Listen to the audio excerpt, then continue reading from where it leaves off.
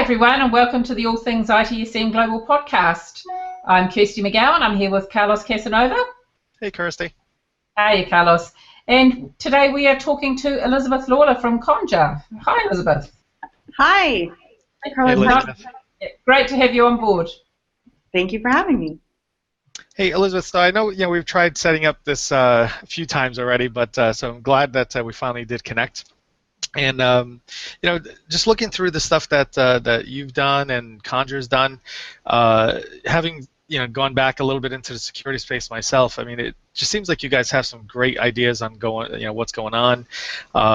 You're looking at it from a lot of different perspectives, and that's one thing that I speak to clients about, is that security really needs to start becoming sort of a component of every activity and every task that we do, not a, hey, let's go to the security team to to secure something. It really needs to become just inherent in all of our behaviors. Can you kind of speak to, you've been on the security side for a while and the data side for a while. Can you speak to how that's kind of grown? And I think we're still at the infancy, maybe, but your perspective on that. Certainly. Well, I think at even the most macro level, cybersecurity has become a part of the daily lives of almost everyone, right? I mean, if you think about it, anyone who's at all connected, uses mobile technologies, uses online banking, has now been affected by cybersecurity, either breaches that they've been reported, that have been reported to them, or think about cybersecurity in their daily lives. And so, what used to be simply the domain of a certain subgroup of IT people who actually cared about securing systems from, malicious actors that might come in, has now become something that everyone's aware of. And I think that's created an environment of receptivity around things like data protection, good governance over sensitive information in the IT systems, and that's fertile ground. I think that the struggle is that while we still get our arms around how we can better secure our own environments, things are moving really fast. So what might be today's plan of action might not work for tomorrow's workflow or IT systems, and that's a constant struggle that I think everyone is really kind of really acutely aware of right now. Right. Yeah, it's pretty amazing. I mean, I see. It seems like almost every day, if you follow even just a handful of news feeds, on security, it's every day that someone else has been breached, and they're being breached from pretty much any aspect, any direction. It's internal, it's external.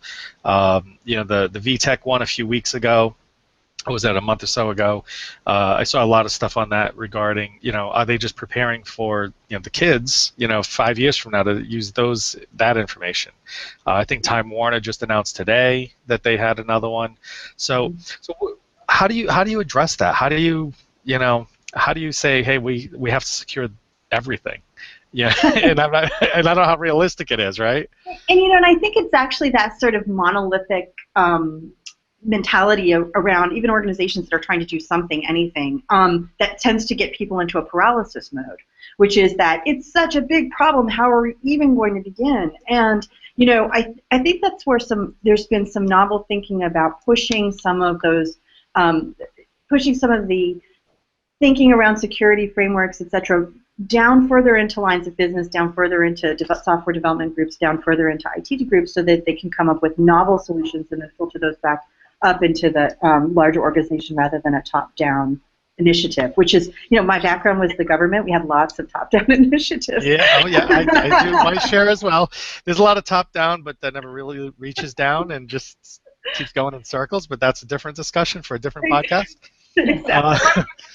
Something that I was interested in, Elizabeth, I was looking a little bit through your website. So, now everyone's trying to push the whole DevOps thing, get things done, get them out, get them in, agile and all the rest of it. What sort of impact does that fast development cycle have on keeping things secure? So that's a very interesting point to make, which is that the metrics against which groups that are doing DevOps or software delivery or Agile are measured against is release time, recovery time. These are all operational metrics, and they're not necessarily security metrics.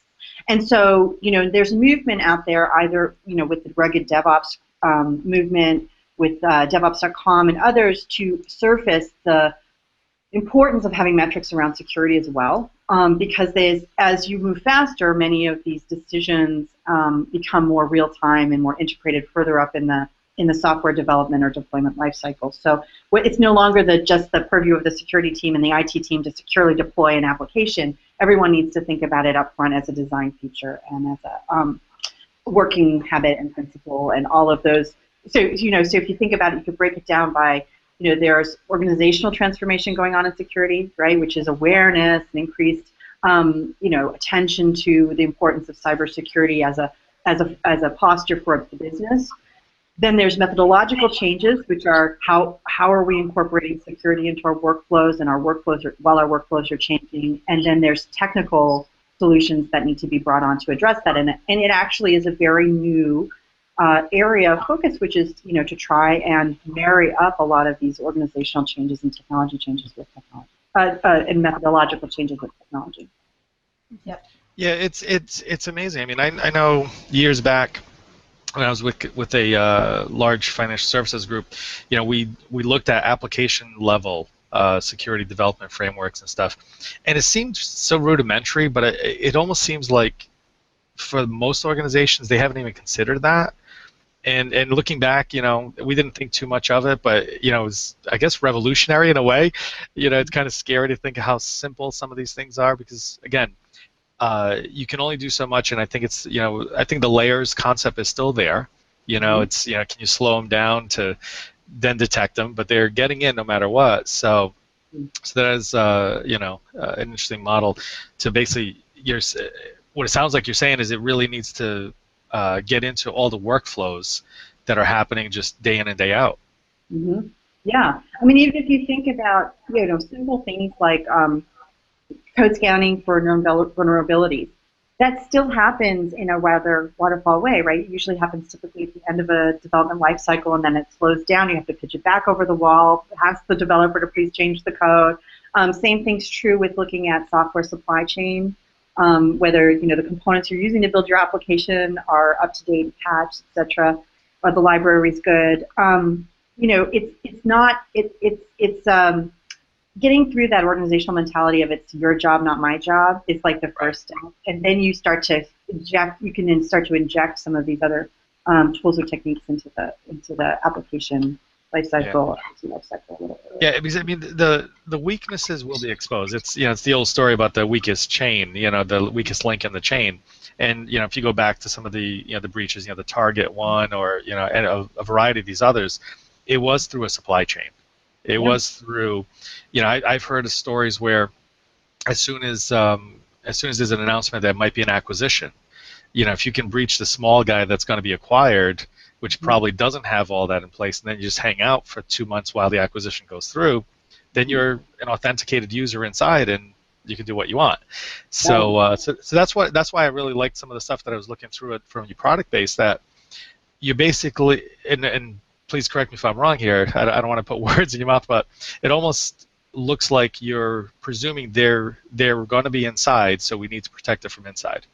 Is that jumping too far?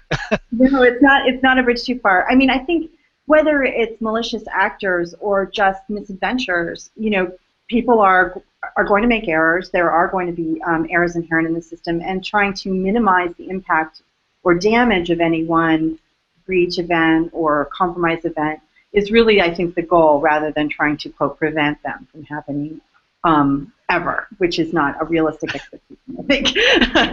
Because it really is no longer realistic to expect that nobody's going to get in. As you say, just protecting what you've got from the people who are going to get in is going to be critical. Yeah, and to your, kind of the notion of having, the hard, crunchy exterior and the gooey interior of your IT systems is no longer a viable approach. Now we have to think about instrumenting the IT system better so that we can start to parcel it out into finer, more compact areas of threat surface. So that's the goal. I mean, and also, obviously, so at Conjur we deeply believe that, things that can be automated and automatically, that, declared, codified, rolled out in an automated and consistent way, definitely represents an improvement over humans trying to do security, which has been the norm, kind of the normative state for decades now. And that, in terms of reproducibility and consistency, that automation is the way to go. And working with other automation tools, whether it's configuration management for known state, configuration of the OS when it's being deployed, to things like Conjur, which are essentially managing traffic authentication and authorization continuously at scale across the entire infrastructure. These are all ways of creating at least a known reproducible state across this entire system. Right. Yeah, it's sorry, Kirstie, were you going? No, you carry on. Yeah, I guess it's interesting because the that known state, I think there's certain things that happen that there's trends that, I mean, you were saying about the human component of it. There are trends from a human component that you may not be able to pick up on, but statistically, they're probably there, and we just don't witness them. And like I said, the sophistication of a lot of these breaches are such that they're coming in-house, they're slowly escalating their credentials and whatnot, and from a human perspective, you probably would never notice. Right. However, there's probably a pattern there. I don't know what it would look like, but statistically, you could probably figure out a pattern over time on what is going on, and you see a certain credential over 3 months, suddenly go from, end user to sysadmin. That's probably not a good thing, and I think that's what scares, I think, most people more now is they're patient. It's not bust down the front door, smash and grab, and you're gone. They're hanging out. They're watching everything. So, so do you get into the statistics side of things for that? I'm very interested in actually mining those types of event now and log analytics over points of login, log out, authentication, authorization. I think what's also interesting is that more as we move more toward ephemeral infrastructure, either it being cloud or containers, then the life expectancy of these entities, these endpoints, are no longer like that of a network server as they were. You put it up, you take care of it, you hope that it does. If it breaks, someone logs in. Now we just delete them if we don't like the way that they're behaving. And so I think it's interesting, but it also sort of makes you have to step back and reassess where those persistent threats are going to come from, right? What are the tools, the orchestration tools, the cloud consoles, etc.? Where are the new entry points for the watchful and waiting malicious actor? Right. Where are those points of entry going to be? And they're going to be different now than simply logging in. What used to be, I got your Windows admin password and I could log in and start to do, lateral exploits. It's going to be a lot different. I think it's going to be an interesting. This is an interesting beginning to a very long conversation. Right. I mean, and hopefully we'll end up in the same spot physically at some time, and we can have you on a live podcast as well.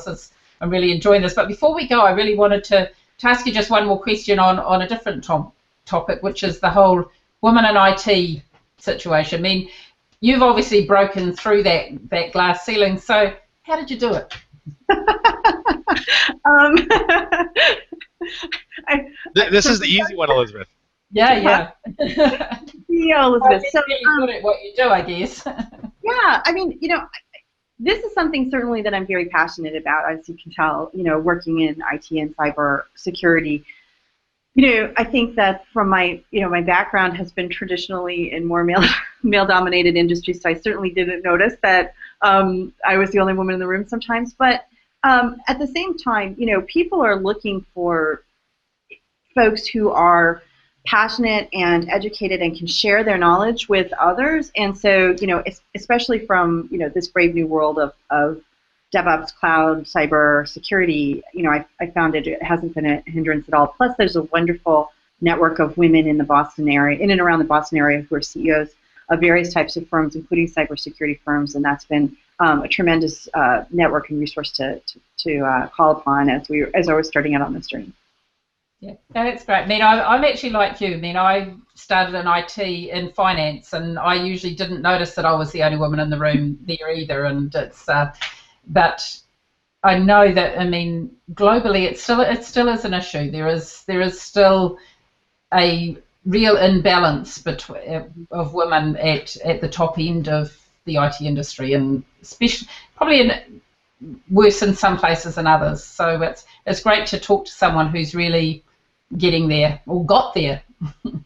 Thank you. And I find the work that people like Courtney Nash at O'Reilly and Velocity Conference do, which is really promoting diversity on panels, in speaking engagements, etc. That's been very helpful to see people who are a little more less represented up on stage, and that's been very, I think, a very powerful tool to get more women who may be in these IT groups who but don't have visibility out there and on the dais.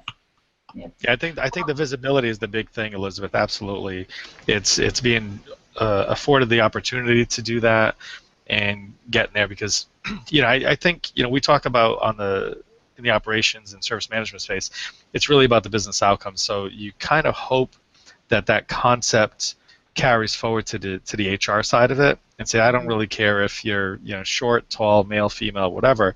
If you're going to get a better job done for me, you would hope that more people just looked at it simply that way and not think twice about who that is, and just look at the end result. So, yeah. But it is great to see more women progressing through those roles, because as Kirstie said, we travel quite a bit, and it's not necessarily always the case in certain parts of the world, maybe, or parts of the country.